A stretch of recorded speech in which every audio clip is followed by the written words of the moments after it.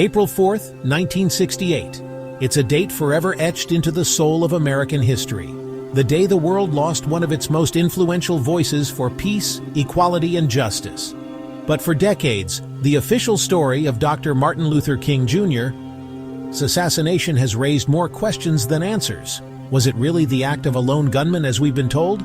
Or is there a hidden narrative that ties together King's death, the U.S. space race, and the geopolitical tensions simmering on the Korean Peninsula?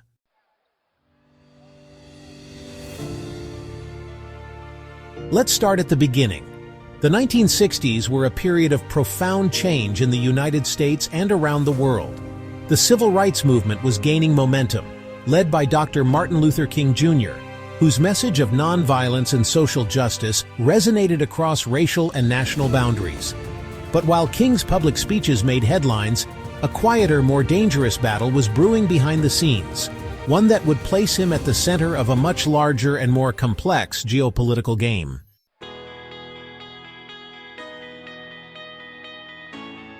Dr. King's opposition to racial inequality is well known, but in the last years of his life he took an even more controversial stance. He began speaking out against U.S. foreign policy, particularly the Vietnam War. But Vietnam was only the tip of the iceberg. King's growing activism against American militarism put him on a collision course with the country's most powerful interests: the military-industrial complex, the intelligence community, and the global elites shaping U.S. imperial strategy.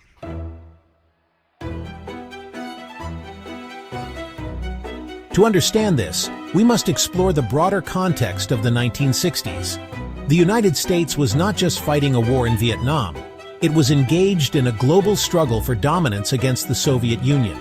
This fight was playing out not only in Southeast Asia, but also in outer space. NASA's Apollo program was a central part of this Cold War competition, with both superpowers racing to be the first to land on the moon.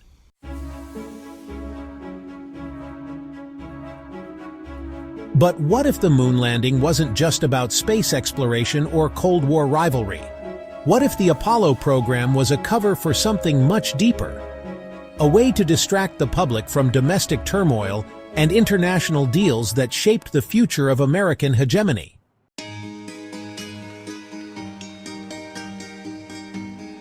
Here's where it gets interesting. While King was vocal about his opposition to the Vietnam War, he was also increasingly concerned about the U.S. military presence in Korea.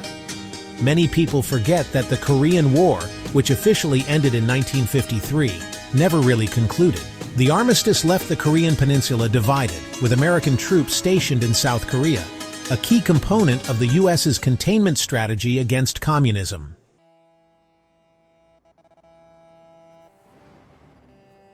At the same time, Korea was becoming a battleground for U.S. economic and military interests. The Korean Peninsula was seen as a critical piece of the puzzle in America's global strategy. By the 1960s, the U.S. had not only cemented its military presence in Korea, but was also deeply involved in shaping its political and economic landscape. In short, Korea was a key pawn in the Cold War chess game.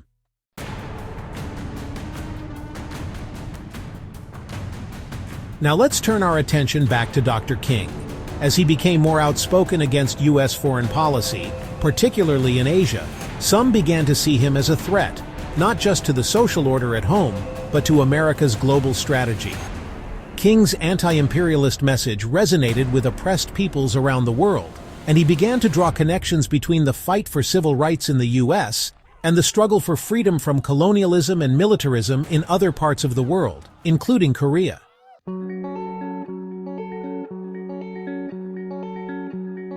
By 1967, King's public opposition to the Vietnam War was drawing attention, not just from the media, but from the U.S. government itself.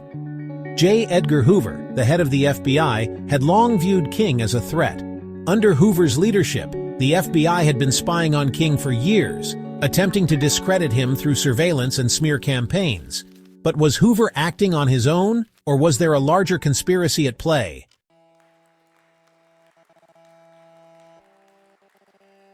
Some theorists argue that King's growing influence and his criticism of U.S. foreign policy made him a target of the military-industrial complex.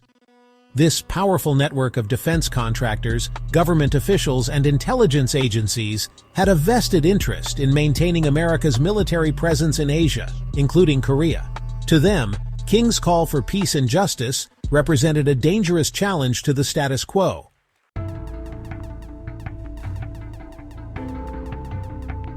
Let's dig deeper into the moon landing. The Apollo program was one of the most ambitious and expensive endeavors in human history. But what if it wasn't just about science and exploration? What if it was also a carefully crafted piece of political theater designed to distract the public from the growing unrest at home? After all, the 1960s were a time of massive social upheaval, with protests against racial injustice, the Vietnam War, and economic inequality.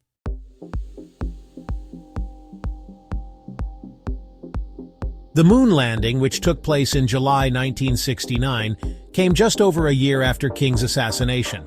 It was a moment of national pride, a unifying event that captured the world's imagination. But was its timing purely coincidental? Or was it part of a larger strategy to shift the public's attention away from the deep divisions and conflicts within American society?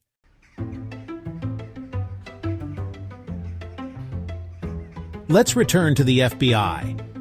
J. Edgar Hoover's vendetta against King is well documented, but what many don't realize is that the Bureau's efforts to discredit King went far beyond simple wiretaps and surveillance.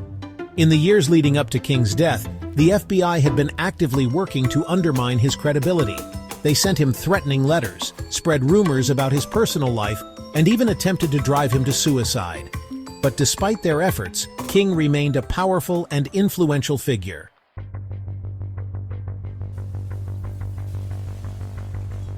Could Hoover and the FBI have played a role in King's assassination? Some investigators believe that the Bureau's actions went far beyond harassment. They argue that King's assassination was not the result of a lone gunman, but rather a coordinated effort involving the FBI, the CIA, and even the military. These agencies had the motive, the means, and the opportunity to eliminate King, a man who had become a thorn in their side. Then there's the question of the official story. James Earl Ray, the man convicted of assassinating King, maintained his innocence for the rest of his life. Ray was a petty criminal with no history of violence or political activism, yet he was able to escape from prison, travel across the country, and allegedly carry out one of the most significant political assassinations in history. Does this sound like the work of a lone wolf, or was Ray a pawn in a much larger conspiracy? Let's talk about Korea again. During the 1960s, the U.S. military presence in Korea was growing. The Cold War was in full swing, and Korea was seen as a critical battleground in the fight against communism. The U.S. had invested heavily in propping up the South Korean government, and the military-industrial complex was deeply involved in the region. American defense contractors were making billions from military contracts in Korea and Vietnam, and any threat to this status quo was seen as a direct challenge to U.S. power. Dr. King's growing criticism of U.S. foreign policy, particularly in Asia, posed a significant threat to these interests. His calls for peace, economic justice, and an end to American imperialism were seen as a direct challenge to the U.S. Cold War strategy. If King's message had continued to gain traction, it could have undermined America's military and economic interests in Korea and beyond. But there's more. Some conspiracy theorists believe that secret negotiations were taking place between the U.S. government and powerful Korean elites during the 1960s.